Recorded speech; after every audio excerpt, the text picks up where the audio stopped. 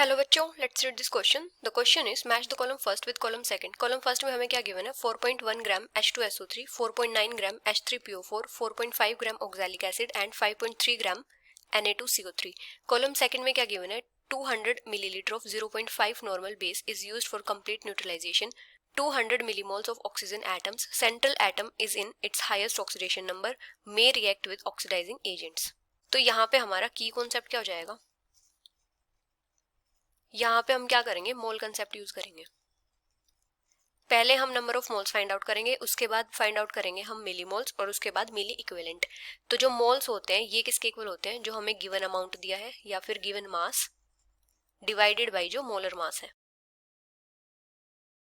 तो अभी हमें क्या दिया है? 4.1 ग्राम H2SO3 और H2SO3 का जो मोलर मास होता है वो कितना होता है? 82 ग्राम पर मोल। तो यहाँ पे इसके नंबर ऑफ मोल्स कितने आ जाएंगे? 4.1 डिवाइडेड बाई 82, ये आ जाएंगे यहाँ पे 0.05 मोल्स। अभी इसके मिली मोल्स कितने हो जाएंगे? 0.05 इंटू 1000 से मल्टीप्लाई कर लेंगे तो कितने हो जाएंगे? 50 मिली मोल्स। अभी हमें सेकंड कॉलम में क्या दिया है? हमें दिया है कि 200 millilitre of 0.5 normal base.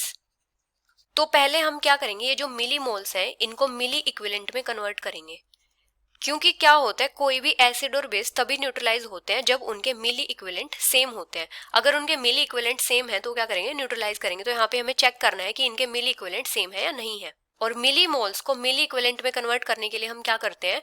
N factor से मल्टीप्लाई करते हैं, क्योंकि हमारे पास जो नॉर्मेलिटी होती है वो किसके इक्वल होती है? Molarity into n factor.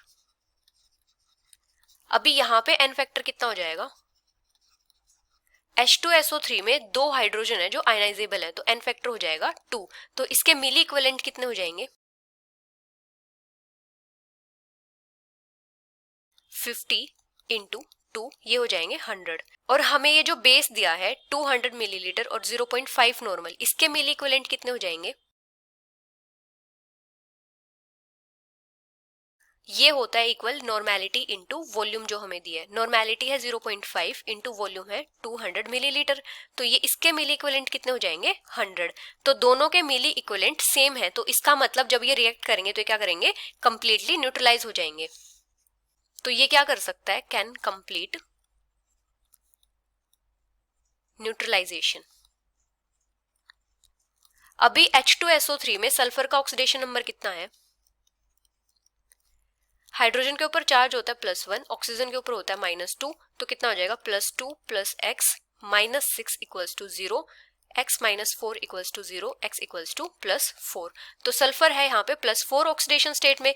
तो यहाँ पे क्या हो सकता है? सल्फर की जो मैक्सिमम ऑक्सीडेशन स्टेट होती है वो कितनी होती है? +6 होती है। तो ये यहाँ पे क्या हो सकता है? ऑक्सीडाइज हो सकता है, कैन बी ऑक्सीडाइज्ड, क्योंकि इसकी ऑक्सीडेशन नंबर कितना है? +4 है और ये +6 में जा सकता है, तो ये इजीली ऑक्सीडाइज हो सकता है। तो ये क्या कर सकता है? ये किसी ऑक्सीडाइजिंग एजेंट के साथ भी रिएक्ट कर सकता है।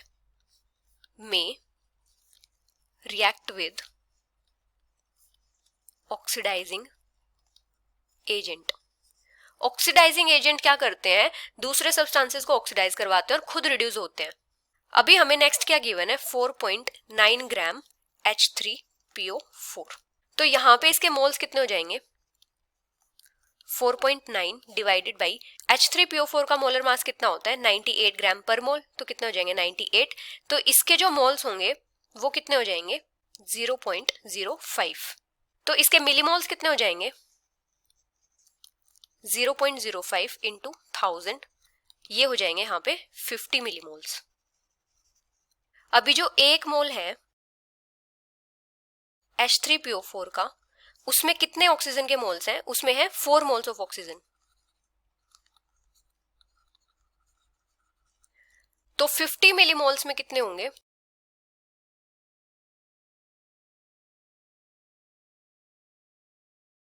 50 इंटू 4, ये हो जाएंगे 200 मिलीमोल्स ऑफ ऑक्सीजन। तो जो 4.9 ग्राम H3PO4 होगा उसमें 200 मिलीमोल्स होंगे ऑक्सीजन एटम के, ऑक्सीजन एटम्स। अभी अगर हम फॉस्फोरस की ऑक्सीडेशन स्टेट देखें H3PO4 तो कितनी हो जाएगी, जैसे हाइड्रोजन के ऊपर चार्ज होता है +1, ऑक्सीजन के ऊपर होता है -2, तो यहाँ पे क्या हो जाएगा +3 + x -8 = 0, x -5 = 0, x = +5। यहाँ पे फॉस्फोरस है +5 ऑक्सीडेशन स्टेट में, और फॉस्फोरस की जो मैक्सिमम ऑक्सीडेशन स्टेट होती है वो भी कितनी होती है, +5 होती है। तो H3PO4 में जो फॉस्फोरस है वो अपनी मैक्सिमम ऑक्सीडेशन स्टेट में है। तो यहाँ पे क्या है, जो सेंट्रल एटम है, central atom is in its highest oxidation state या फिर नंबर। अभी नेक्स्ट क्या गिवन है, 4.5 gram oxalic acid. Oxalic acid क्या है, H2C2O4। तो यहाँ पे इसके मोल्स फाइंड आउट करेंगे, कितने हो जाएंगे 4.5 डिवाइडेड बाई, जो ऑक्सैलिक एसिड होता है इसका मोलर मास कितना होता है 90 ग्राम पर मोल, तो इसके मोल्स कितने हो जाएंगे 0.05 मोल्स हो जाएंगे, और इसके मिलीमोल्स कितने हो जाएंगे H2C2O4 ये हो जाएंगे 0.05 इंटू 1000, ये हो जाएंगे 50 मिलीमोल्स। जो H2C2O4 है इसमें भी क्या है, 4 ऑक्सीजन एटम्स हैं, तो मतलब जो 1 मोल है 1 मोल ऑफ H2C2O4, इसमें भी ऑक्सीजन के कितने मोल्स हैं, 4 मोल्स हैं, 4 मोल्स ऑफ ऑक्सीजन एटम्स। तो 50 मिलीमोल में कितने हो जाएंगे 4 इंटू 50, ये हो जाएंगे 200 मिलीमोल्स ऑफ ऑक्सीजन एटम्स। और यहाँ पे कार्बन का ऑक्सीडेशन नंबर कितना हो जाएगा H2C2O4 +2 + 2x -8 = 0, 2x -6 = 0, x = +3। तो यहाँ पे कार्बन है +3 ऑक्सीडेशन स्टेट में, और कार्बन की मैक्सिमम ऑक्सीडेशन स्टेट कितनी होती है +4 होती है। तो यहाँ पे क्या हो सकता है, जो कार्बन है वो ऑक्सीडाइज हो सकता है, तो ये रिएक्ट कर सकता है ऑक्सीडाइजिंग एजेंट के साथ भी, मे रिएक्ट विद ऑक्सीडाइजिंग एजेंट। अभी नेक्स्ट क्या गिवन है, 5.3 ग्राम Na2CO3। तो ये क्या होता है, सॉल्ट होता है, तो ये बेस के साथ तो रिएक्ट करेगा नहीं, और यहाँ पे क्या है 1 मोल जो Na2CO3 है उसमें 3 मोल है ऑक्सीजन एटम्स के। तो यहाँ पे हम क्या करेंगे, कार्बन की ऑक्सीडेशन स्टेट फाइंड आउट करेंगे कि कितनी है। तो यहाँ पे कितनी हो जाएगी, सोडियम के ऊपर चार्ज होता है +1, तो यहाँ पे कितना हो जाएगा 2 + x -6 = 0, x -4 = 0, x = +4। यहाँ पे कार्बन है +4 ऑक्सीडेशन स्टेट में, जो इसकी क्या होती है मैक्सिमम ऑक्सीडेशन स्टेट होती है। तो यहाँ पे क्या है, जो सेंट्रल एटम है वो अपनी मैक्सिमम ऑक्सीडेशन स्टेट में है। Central atom is in its highest oxidation state. तो यहाँ पे A क्या है 4.1 ग्राम H2SO3। तो जो A है ये किससे मैच करेगा, एक तो P से मैच करेगा और एक मैच करेगा ये S से।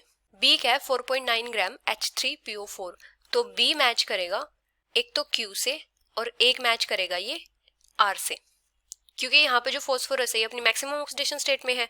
C यहाँ पे क्या है ऑक्सैलिक एसिड 4.5 ग्राम, तो C मैच करेगा यहाँ पे एक तो Q से और एक मैच करेगा यहाँ पे S से। वैसे जो ऑक्सैलिक एसिड होता है इसके मिली इक्विवेलेंट भी इक्वल होते हैं बेस के मिली इक्विवेलेंट के, लेकिन यहाँ पे क्या होता है जो ऑक्सैलिक एसिड होता है वो वीक एसिड होता है, इसलिए यहाँ पे इसका कंप्लीट न्यूट्रलाइजेशन नहीं होगा। D क्या है 5.3 ग्राम Na2CO3, तो जो D है ये मैच करेगा सिर्फ R से। तो करेक्ट कोड क्या हो जाएगा, A मैच करेगा P से और S से, B मैच करेगा Q से R से, C मैच करेगा Q से S से और D मैच करेगा R से। So the final answer is option second. Hope you understood it well, best of luck.